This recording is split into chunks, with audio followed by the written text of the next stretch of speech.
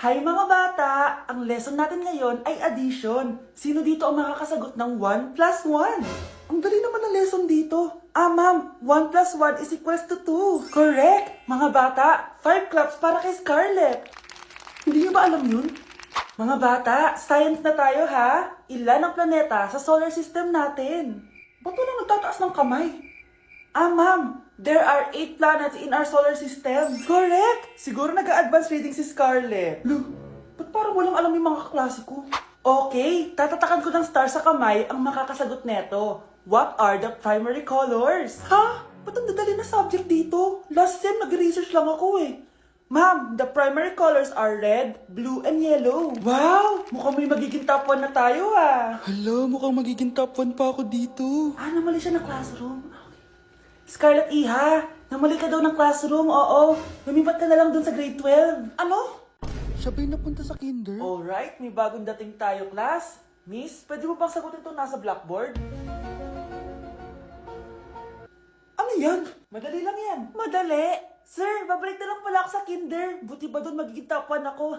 Bye! OMG, grabe yung baha, oh! For sure, marami naman nakurakot si Dad. Paldo! Oh, Cheska, ba't ang aga mo? Di ba traffic kasi baha? Ay, opo ma'am, baha nga po eh. Kaya pinag-helicopter na ako ni Daddy para safe ako. Kawawa nga po yung mga tao eh. Wow, sana all. Yes Daddy? Opo, nandito na po ako sa school. Yung baon kong 1 million ha, send mo na. Ha? 1 million yung baon niya? No! Binasa mo yung Chanel bag ko! Sorry, Cheska. Alam mo ba kung magkano to, ha? 600,000 to! Mas mahal pa to sa bahay nyo! Napakamahal naman yan.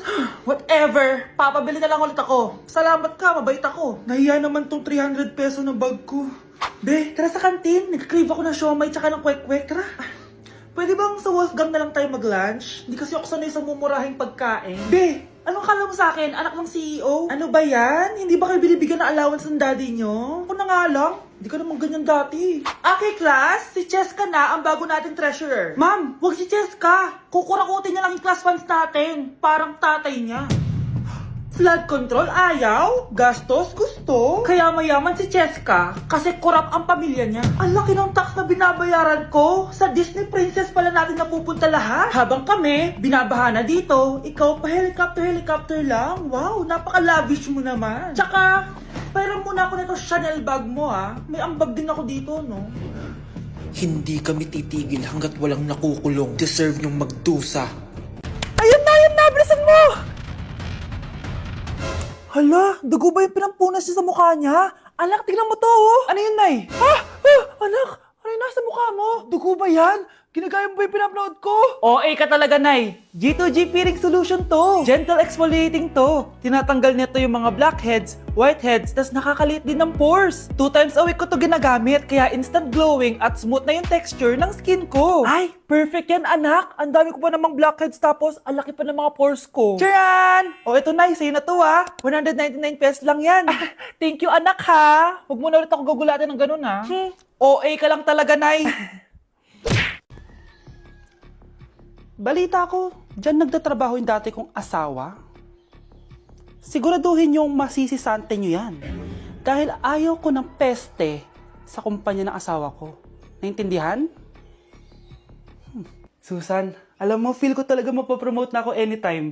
Kasi sabi ng manager namin, isa ako sa pinakamagaling sa amin. Ngayon pa lang, congrats na kita. Simula pa lang, alam ko naman na kaya mo. Alam mo, okay din pala na hiniwalayin ako ng asawa ko.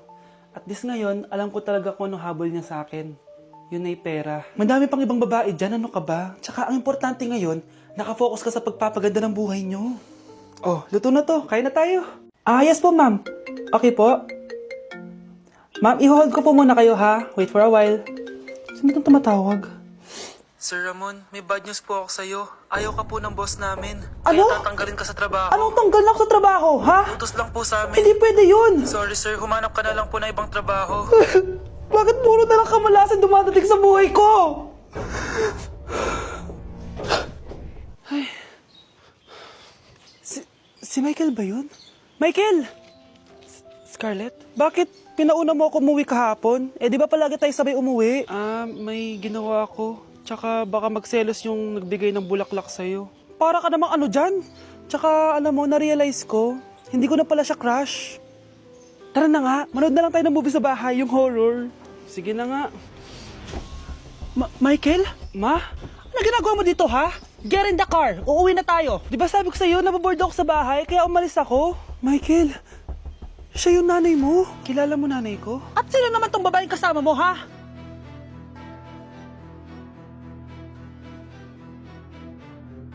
Ikaw, Miguel, ayaw na kita lumalabas ng bahay, naiintindihan? Ano? At pwede ba, wag ka nasasama dun sa kaibigan mo hampas lupa na yun? Dahil ayaw ko ng ganong klaseng tao ang magiging kaibigan mo. Ma! Para sumusobra ka na ata! Sobra na ako nasasakal sa'yo! Tsaka tumatanda na ako! Anak pa din kita! At nanay mo ko.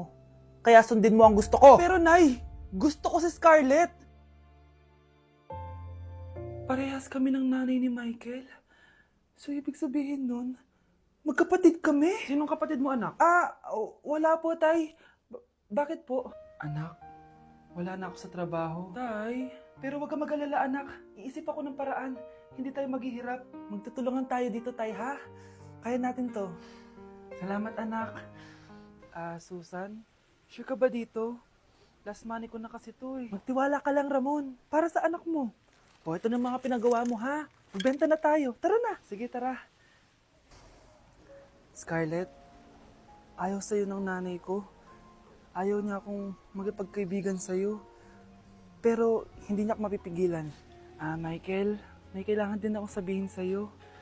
Yung nanay mo, tsaka yung nanay ko.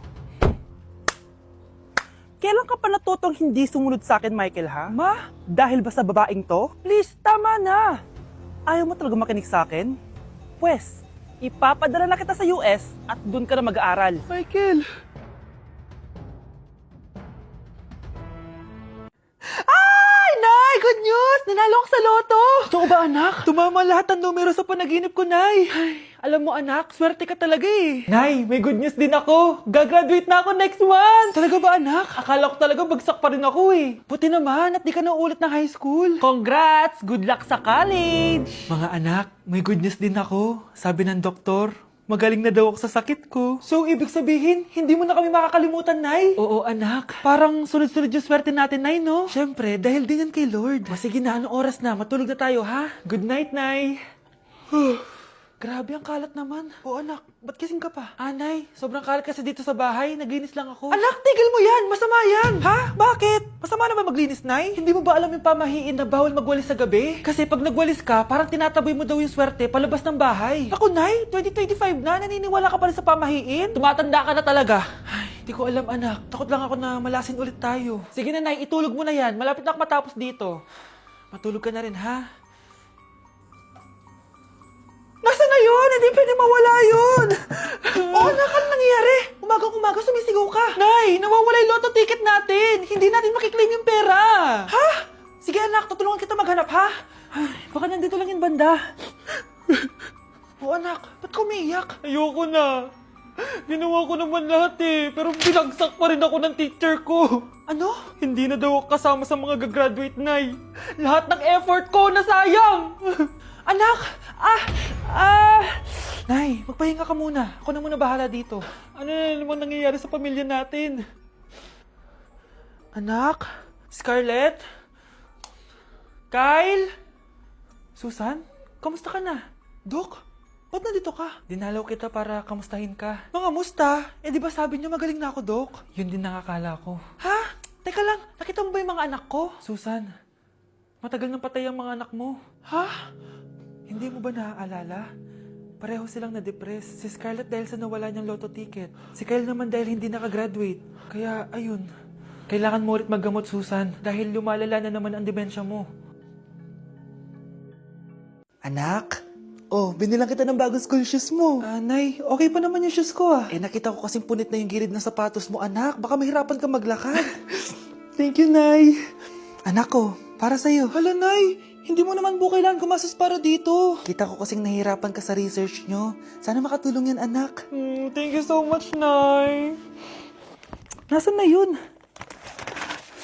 Be, nasaan na introduction mo? Hello, Be. Choppy ka! Aray, kinagat po ako na lumok.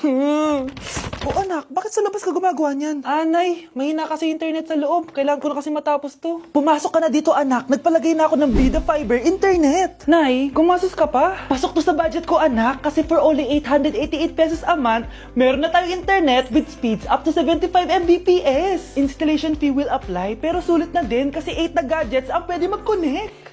Salamat sa lahat, Nay. Ginagawa mo magaan yung pag-aaral ko. Di bali, Nay, makakabawi din ako sa inyo. Love you, anak! Ay, Uy, sorry. ikaw! Yung nakita ko nung isang araw sa coffee shop. Oo. Mukhang nagmamadali ka.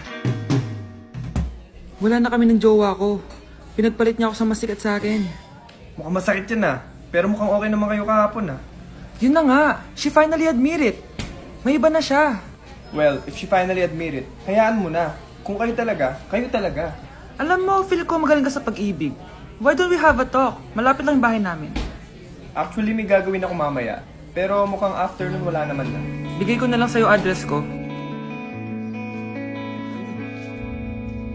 Tagal mo. Sorry naman no, tampo ka na yan. Tara na nga, dami mo sinasabi. Sa tagal ng panahon. Ang ganda pala ng view dito no? Kasing ganda ng mga mata mo. Huy!